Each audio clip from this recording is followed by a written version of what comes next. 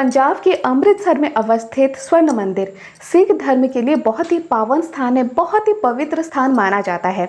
दुनिया भर से लोग आते हैं यहाँ पर पूजा आराधना करने, और सिर्फ दुनिया भर से लोग पूजा करने ही नहीं बल्कि स्वर्ण मंदिर देखने भी आते हैं, स्वर्ण मंदिर घूमने भी आते हैं, क्योंकि ये एक ऐसा स्थान है जो कि दिखने में बहुत ही सुंदर है।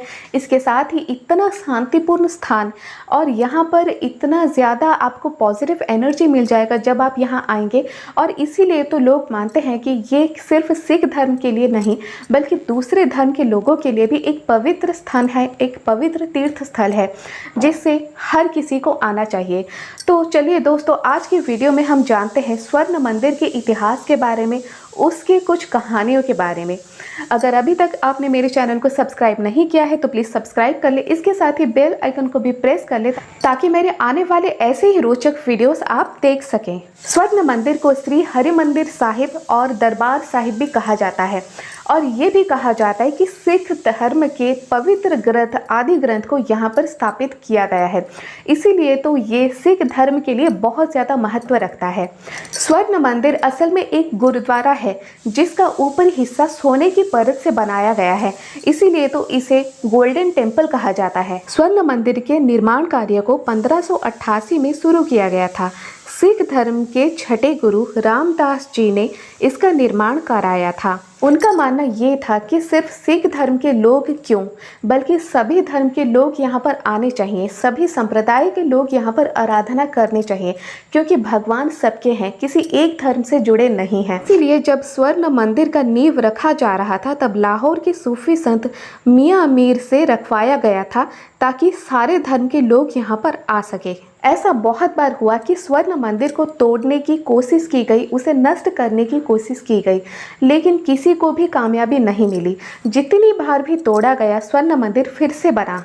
19वीं सेंचुरी में अफगान के एक हमलावर ने स्वर्ण मंदिर को बहुत ज़्यादा तोड़ा था, लेकिन इसके बाद महाराजा रणजीत सिंह ने पुनः निर्माण का कार्य कराया, और महाराजा रणजीत सिंह ने ही इस स्वर्ण मंदिर पर सोने की परत चढ़ाई थी जो कि आज तक है। स्वर्ण मंदिर में प्रवेश करने के लिए 4 गेट हैं। कोई भी धर्म हो, कोई भी संप्रदाय के लोग हो, वो प्रवेश कर सकते हैं अंदर और वहाँ जाकर पूजा आराधना कर सकते हैं।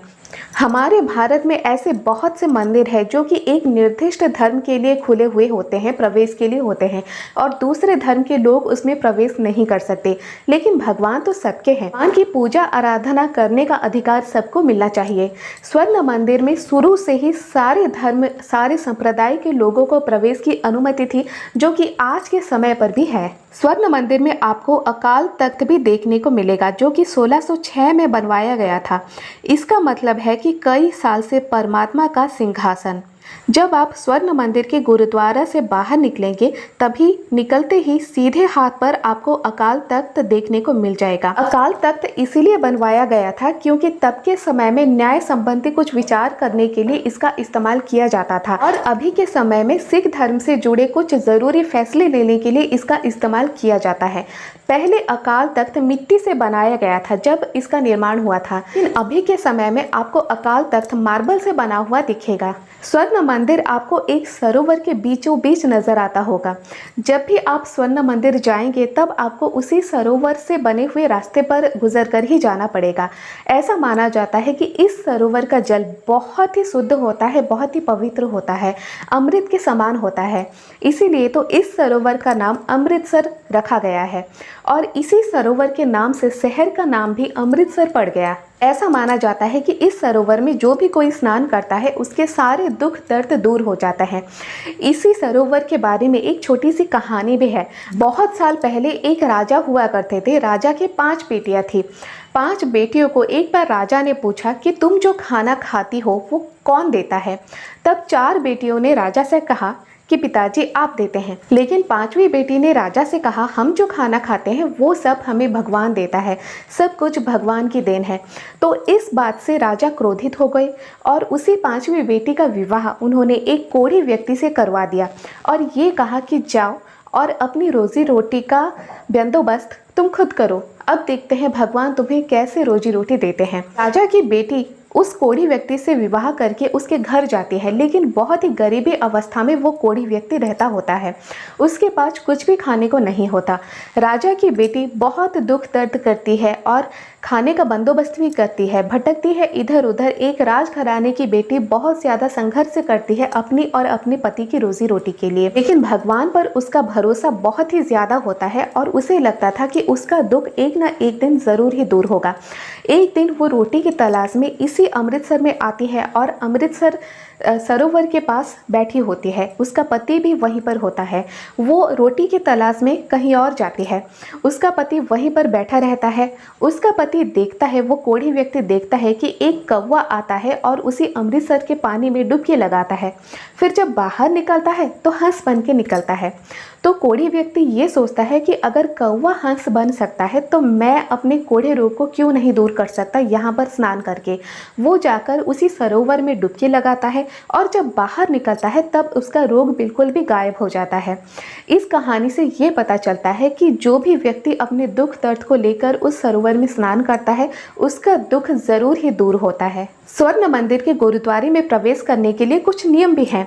सभी अपने सर को ढकेंगे। वैसे तो हर धर्म संप्रदाय के लोग वहां पर जा सकते हैं, लेकिन सभी को अपने सर को ढकना होगा। महिलाएं दुपट्टे से अपने सर को ढकती हैं, छोटी लड़कियां भी ढकते हैं। इसके साथ जो जेंट्स भी जाते हैं वो भी रुमाल से अपने सर को ढकते हैं और सभी पूरे कपड़े पहनकर जाते हैं। कोई भी छोटे कपड़े पहनकर वहां पर नहीं जा सकता।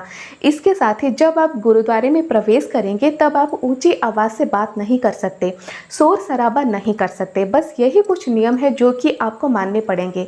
और दूसरा, कोई भी धर्म या संप्रदाय से जुड़ा कोई भी नियम नहीं है कि ये धर्म नहीं जा सकता, वो धर्म नहीं जा सकता। मंदिर में बहुत बड़ा लंगर भी लगता है। और लंगर क्यों लगता है? क्योंकि इस गुरुद्वारे में जात पात ऊंच नीच कोई भी भेदभाव नहीं रहना चाहिए, इसीलिए लंगर व्यवस्था शुरू की गई थी। लंगर व्यवस्था यानी जब मंदिर में भोजन परोसा जाता है, भोजन दिया जाता है, उस व्यवस्था को कहा जाता है लंगर। जब लंगर लगता है तब कोई भी वहाँ पर बैठकर भोजन कर सकता है। गरीब अमीर जात पात कुछ भी वहाँ पर माना नहीं जाता, सभी साथ में बैठकर भोजन करते हैं। और ये भी माना जाता है कि स्वर्ण मंदिर का लंगर दुनिया का सबसे बड़ा लंगर है, जहाँ पर एक साथ 5000 लोग बैठकर खाना खा सकते हैं, भोजन कर सकते हैं।